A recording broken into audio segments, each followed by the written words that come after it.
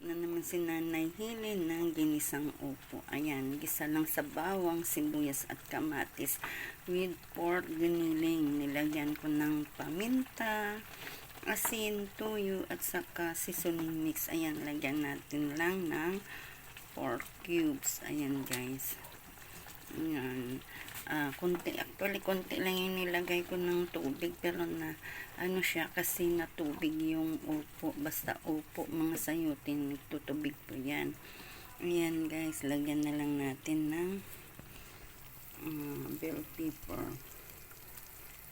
Ayan, salamat sa panonood nyo. Ayan guys, luto na yung ating upo with